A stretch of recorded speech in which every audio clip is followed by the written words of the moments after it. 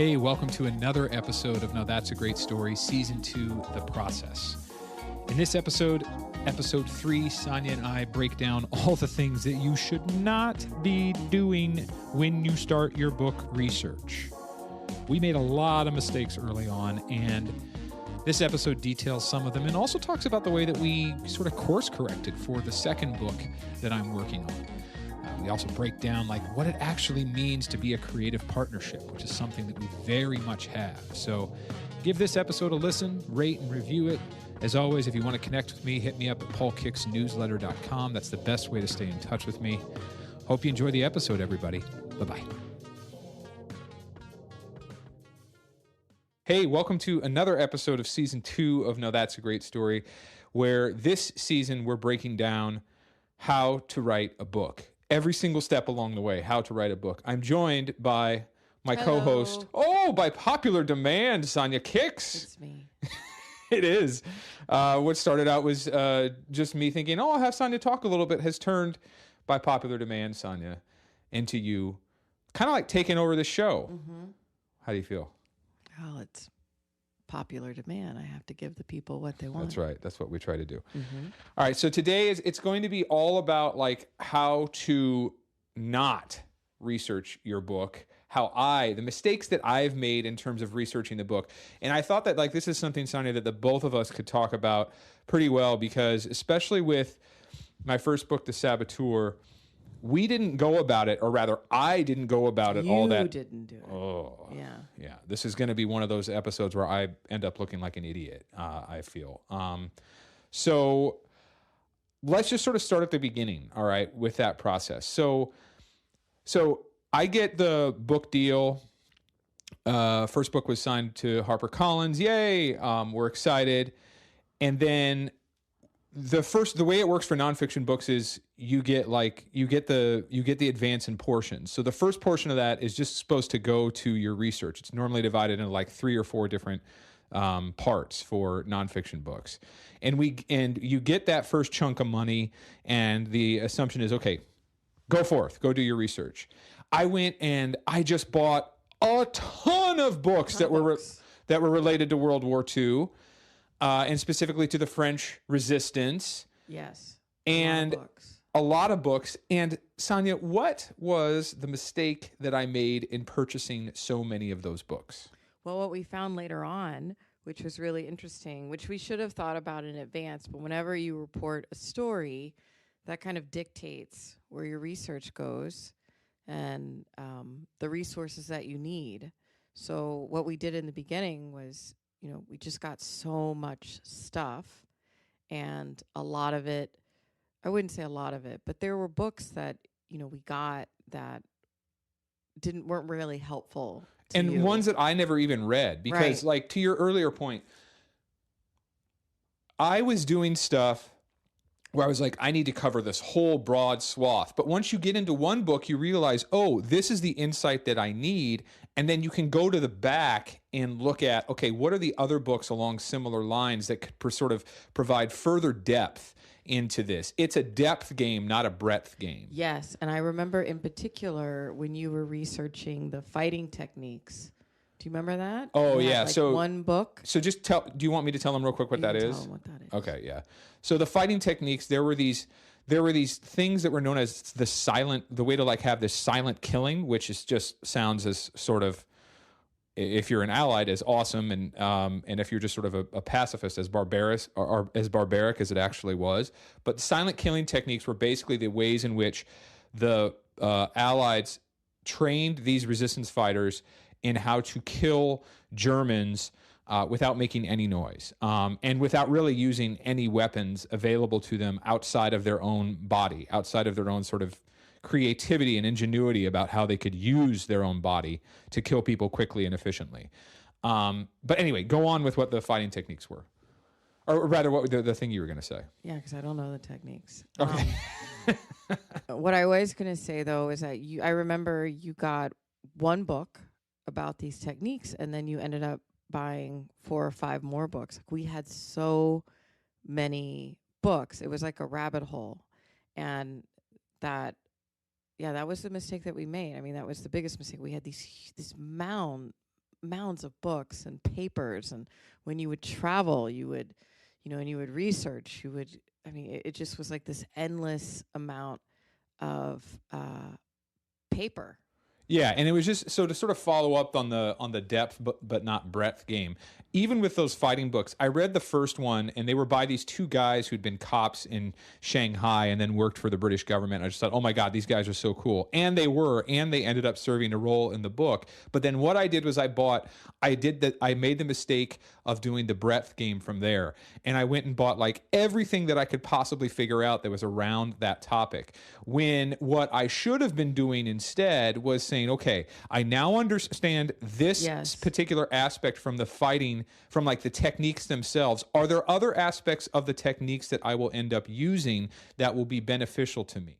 And I think what's important to mention here is that the technique that you use, the technique that we're using now on this book, is very much akin to how your brain works. That's how you research a story. That's how how I do it, I think, is a little bit different. But how you do it is very much, you kind of pick apart an idea and you just kind of move from one thing to the next. So I think, what you're doing, even right now as you research this book, may not be for everyone. But I think it's really important that when someone's writing a book or when you're writing a story, you really have to focus on, what's the best way for you to gather information. Yes. I think what we did was just kind of try to amass as much as possible. And that doesn't work with your style at all. Because now on this book, what you're working on is, books don't come every day and they don't come in giant boxes. They come as you need to uncover that information. Yes, exactly. And I want to get to that in just a minute, but I want to follow up on something else first, because I think it's kind of important. For me, and I don't know, like, I want to sort of direct this at people who want to be first-time authors or perhaps are even researching the books right now. When I was a journalist, or I am still a journalist, but when I was writing a ton of magazine features, I would do the breadth stuff because that was beneficial in small amounts, right? Like I needed to quickly understand an entire terrain sometimes because I was one of those general assignment magazine feature writers, right? Where you have to know something and know it fairly fast. However, that ended up not serving me all that well when we got to the Saboteur. Like I remember, you weren't with me, but I took that trip to London to research at the National Archives in Kew Gardens. And by the way, like it's a beautiful archive. But even there, like that was a mistake that I made now in hindsight that I can see, because I was just trying to amass everything I could on Special Operations Executive, the group for which Robert, with which he trained and did some work. And I get to those archives and they are just massive, right? There's just tons and tons and tons and tons of material. And so I'm just sort of like generally picking at a little bit of all of it, but none of that is really all that helpful. And I remember coming back, Sonya, and like, you were like, well, how was it? And I was like, well, I think I have this and I think I have that. It wasn't like it was a complete bust, but it was an international trip, right? Which, by the way, because I have this chunk of money to spend, I'm spending, like, this is my money. This is how I'm using it. So I need to be careful with how I spend it. And in hindsight, I'm not so sure that I spent it all that well because I didn't know exactly what it was that I needed. I was still doing the breadth thing instead of like focusing exclusively on, okay, what are the things that I think I can pick out of this? Whereas subsequently, like about a year and a half later, when I was doing research in Paris for the book, I was doing some of the research there, but then I was lucky enough to have a couple of translators and journalists who were, when I was back in the States, sort of like doing work alongside me. And, I paid them for all of this and all the rest, but they would go to the archives and I would say, okay, I think what you need is going to be found in this specific subsection of the archive and within this general like folder. And then you can look within that and just copy and sort of like send to me everything that we have. And that turned out to be far more efficient, right? And far better because it was actually the information that I needed. Well, by that point, I think you understood more about where the story was going. I mean, it was Yeah. that was a difficult. I mean, the two books are different as far as scope and understanding. Your understanding of the civil rights movement, just because it's part of, national discourse, is so much more full than your understanding of The the French SOE. Resistance. Yeah. Yeah. But I think, of course, hindsight is 2020. I think. But what would you say that we could, like, if we were to try to pass on some information to people who want to write a nonfiction book, and I think that we're going to have to tailor like this episode to writing nonfiction books, right? But if they wanted to write a nonfiction book, how would you tell them, like, when they don't know what it is that they need, how to go about it? Like, I think I'll go first. I think what you should probably do is you should just start with a book that you know will be helpful, right? A Right. book or two. And then read that, take as many notes on it as you can, and then look in the back and figure out, okay, what are the other books that you think are sort of complementary in theme to this one that might Yes. round out your understanding? Is that right? Yes, I think that's 100% accurate, especially in, again, I'm talking specific to how you research and how your mind works, which I don't think is dissimilar to, a lot of journalists who write long form narratives, fiction or nonfiction. But learning about the topic is key for you. It's key for me. I just learn a little bit differently. But definitely, I think starting with a book, just like you said, that's going to give you that kind of understanding, because that's what you're searching for. You're searching for a broader understanding of this topic, which will spark ideas, which is exactly what you're doing right now with this book. You're reading a book or two books, and then it's kind of moving you to a different book. And I think that's a much more sustainable progression. Yeah. So I think, like, yeah, let's pivot to this book, because you and I have learned a lot about this. All right, so this upcoming one is about, broadly speaking, the Birmingham campaign, and I'm doing a lot, like, to sort of focus on how just those 10 to 12 weeks in that spring of 1963, I think there's a great narrative there. So it's like, first off, it's a far more super focused book than the last one. The last one I was trying to follow the whole of Robert's War. This one is like, I've got 3 or 4 central characters, and I want to just reveal their character within the prism and the confines of these 10 weeks, and have those 10 weeks themselves speak for the civil rights movement. All right. So we are, this time, first off, we're just like, I find one book that I like, that I know will be helpful. And broadly speaking, I knew that, of course, there's like pillars of research in this. And one of them is Taylor Branch, who's one of your favorite authors, Yes. right? And what Branch did with the civil rights movement was phenomenal. And so I focused on just like Pillar of Fire and what he was saying there about the Birmingham campaign as the way to understand, all right, what are the other books that I should read? And then I began to read those books too. And now, like, that research began probably 4 or 5 months ago, right?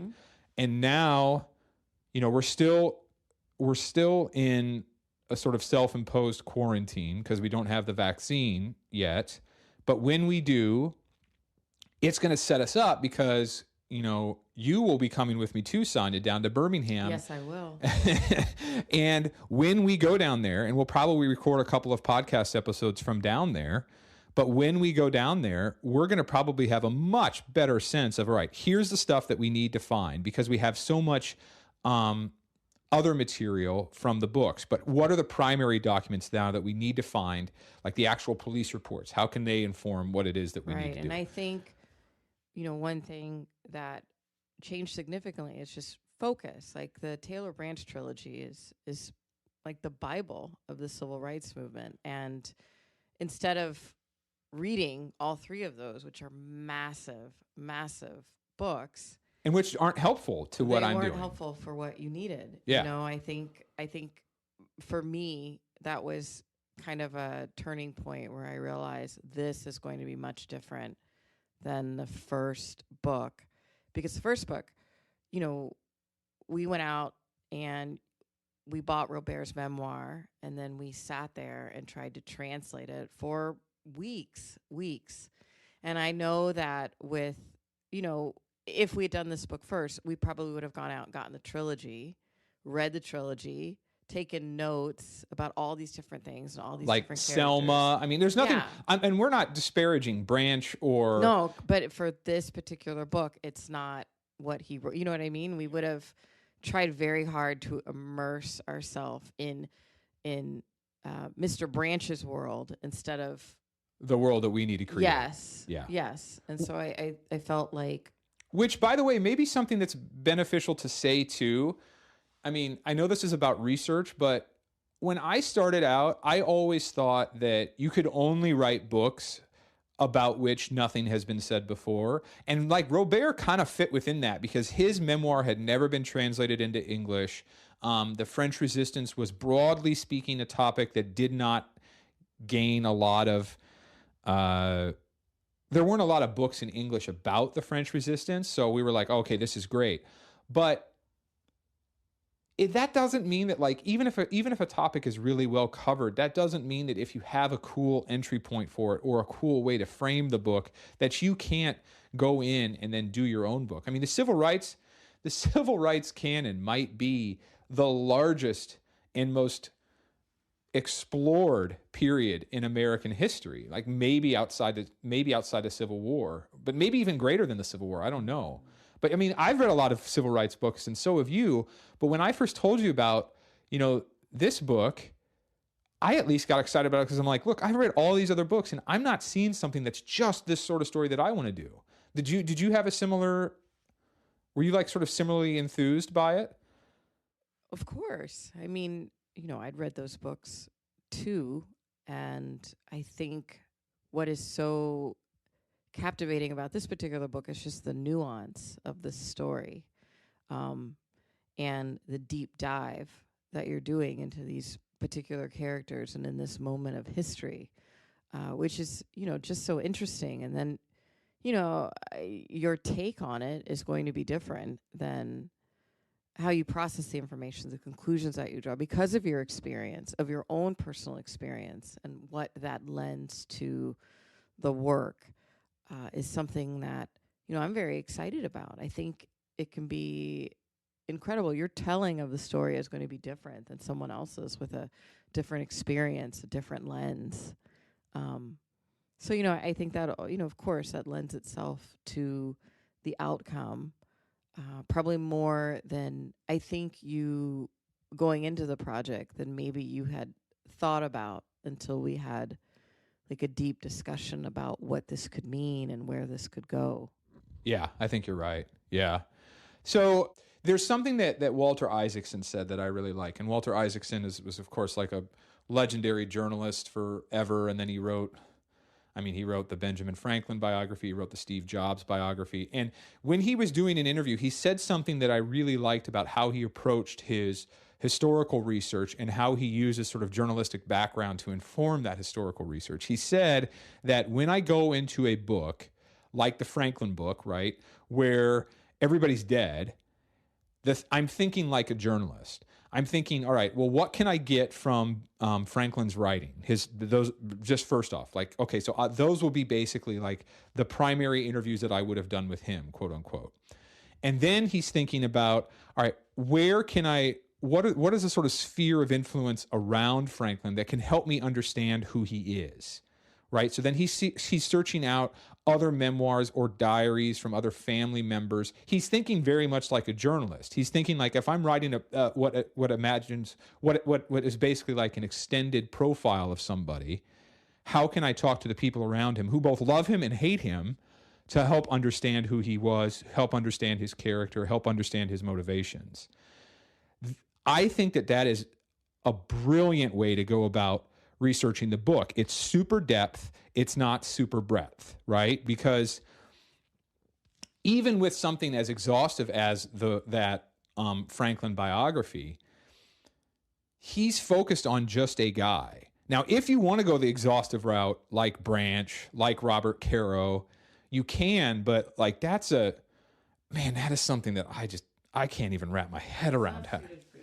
No, it's not suited for me, and maybe it won't be suited for you either, listener. I'm not so sure, but I feel like the thing that we have learned, and I think that something that, you know, subsequent episodes of the podcast are going to really dig into is like super specific aspects of that depth and not breadth, because depth, like, it's sort of like you can explore that endlessly, and it can be far more fruitful than just saying, well, I need to cover a broad swath of everything. I just think you have to allow yourself permission to make discoveries on your own, as opposed to reading a book that's going to give you all the answers that you feel like you need, and saying, you know, instead of starting in one place and saying, okay, this can lead me somewhere else. And that's okay.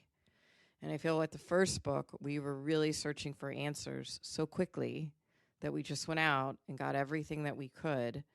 And some of them gave us answers, some of us didn't, and some of them I didn't even read. Some of them we did not even read.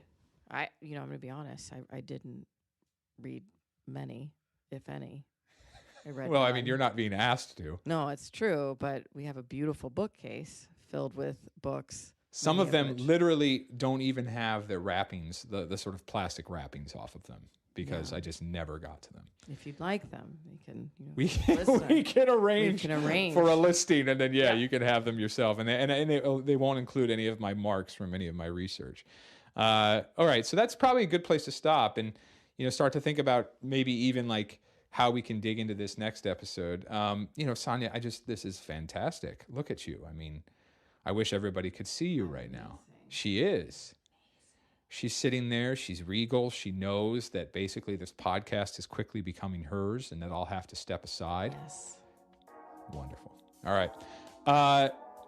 The music for Now That's a Great Story comes from Mr. Jeffrey Willett. Jeffrey Willett.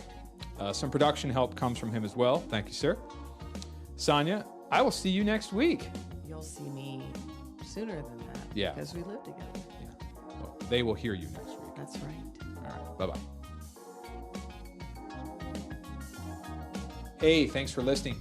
If you like this season of Now That's a Great Story, or are just getting caught up on the first, the best way to keep in touch is through the newsletter, paulkicksnewsletter.com.